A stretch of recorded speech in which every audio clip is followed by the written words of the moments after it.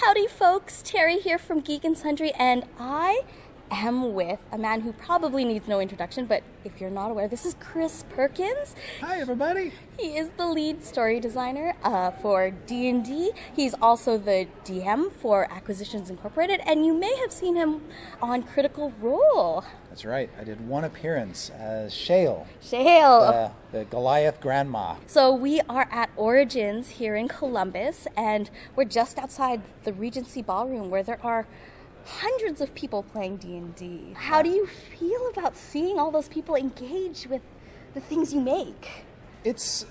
I never get quite used to it because it's fun to kind of lurk and see everybody kind of playing it their own way. I know that there are a lot of people who are watching this on Geek and Sundry very excited about this new supplement. Yeah. It sounds horrible. I know. Tomb of Annihilation does not sound like it's going to end well.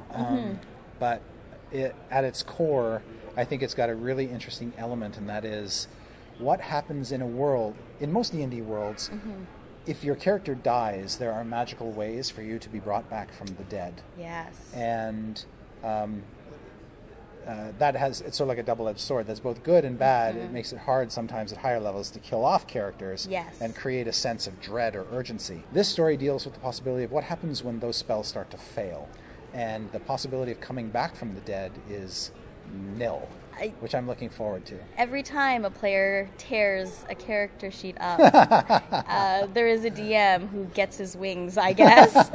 There will be many DMs I think that's right. earning their wings. I've worked with Wizards of the Coast now for 20 years, and I was a freelancer before that. And one of the greatest joys of my job is just getting in a room with some creative people and just brainstorming what's going to be our next story, or what are we going to do to make this world come to life, or what characters can we create to populate this world so that when you meet them you feel like this could be a real place, or a place that you might want to visit, or a place you wish was real. Are you prepared for people after they get their hands on Tomb of Annihilation to meet you in the streets and say, my character died? Oh, I am so prepared.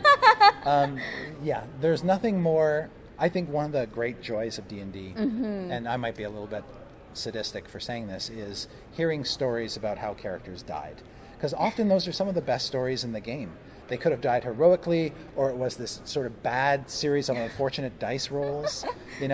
Every story is different, and they're often very funny in their own way. Absolutely. Like once you get over the trauma of your character dying, it's like, well, that was a pretty good death, actually. Or the character who made the ultimate sacrifice to save a friend. The deeply resonant stories. I think there's a lot. There's a lot of virtue there, and I love hearing those stories as much as hearing stories about successes. Yes. I think some of the tragic ones are equally fun. Thank you so much, Chris. Thank you very much. Great pleasure. Bye. Bye.